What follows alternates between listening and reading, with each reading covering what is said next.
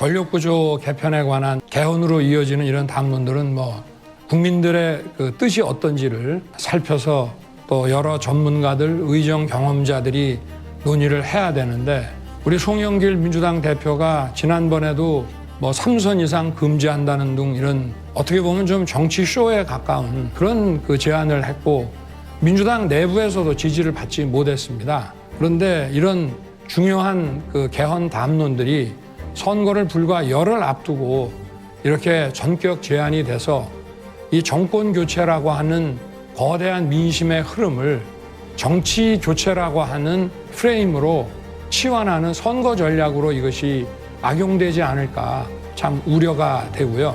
민주당은 실천하지 못하는 정당이라는 걸 이미 입증을 했습니다.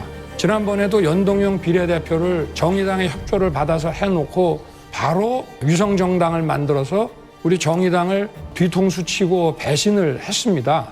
그래서 저는 이 진정성이 좀 의심이 많이 되고 이제 투표가 내일 모레인데 이런 얘기들이 과연 이게 정상적인 그 국민들의 그 논의와 고민들을 담을 수 있을지 저 우려가 많이 됩니다. 국민의힘 먼저 그렇게 위성정당 만든 거 사과하실 의향 없으신지? 이 연동형 비례대표제는 저는 그때 정치를 하지 않았습니다만은 국민의힘의 전신인 자유한국당 또 미래통합당에서는 반대를 했습니다. 그런데 이걸 패스트 트랙으로 밀어붙여서 원래 그 선거제도라고 하는 것은 여러 당들이 합의를 해야 되고 그 의석수 가지고 밀어붙인 역사가 없습니다. 더구나 제1야당의 반대를 물리치고 이걸 패스트 트랙으로 밀어붙인 예가 없습니다. 그렇기 때문에 미래통합당, 자유한국당에서도 그렇게 할 것 같으면 우리는 이거를 무력화하기 위해서 위성정당을 만든다고 한 것으로 저는 알고 있습니다. 그래서 이런 무리한 선거법 개정 자체가 저는 근본적으로 문제가 있다고 생각합니다. 지금 현재 이런 양당 체제 그대로 가야 된다고 보는지 제왕적 대통령제 그대로 가야 된다고 보시는지 아니면 어떤 대안을 가지고 계신지 좀 듣고 싶습니다. 저는 정치개혁에서 개헌 문제보다 더 중요한 거를 선거제도의 개혁이라고 생각합니다. 저희가 정부를 담당하게 되면 일단 국민들의 그 국회에 대한 신뢰를 갖게 만들어야 되는데 첫 번째가 국회의원 선출 방법이고 저는 국민들의 대표성이 제대로 보장될 수 있도록 저 개인적으로는 중대 선거구제를 저는 오랫동안 제가 정치를 하기 전부터도 선호해 왔습니다.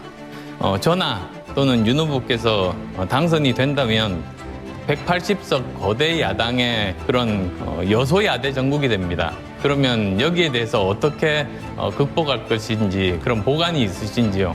김대중 그 정부 때도 79석으로 집권을 해서 그 거대 야당을 상대를 했는데 중요한 것은 우리가 대통령이든 의회든 헌법을 제대로 지켜야 하고 우리가 그 헌법 가치에 대해서 모두가 진정성 있게 공유를 한다면은 저는 얼마든지 협치가 가능하고 180석을 가지고 있다고 해서 국민이 선출한 이 정부가 일을 하지 못하게 180석으로 방해를 한다고 그러면은 그거는 헌법이 명령한 그런 뜻은 아니라고 저는 생각합니다. 헌법 정신에 따라서 이거를 하자. 이건 굉장히 좀 이상적이고 실제로는 실현 가능하지 않다고 그렇게 봅니다. 네. 당연히 저도 대통령의 초법적인 권한을 만들어내는 민정수석실을 없애겠다고 제가 말씀을 드렸고요. 청와대 기능은 대폭 축소해서 민관 합동위원회 위주로 어젠다 발굴, 관리, 점검 이런 방식으로 가겠다고 했고 당연히 이거는 진영에 관계없이 유능한 분들로 통합정부를 꾸려서 한다는 뜻입니다. 이것이 바로 헌법 정신이라고 저는 생각하고요. 대통령과 행정부가 헌법 정신에 충실한다면은 국민들이 또 다 지지해 줄 것이라고 저는 생각합니다.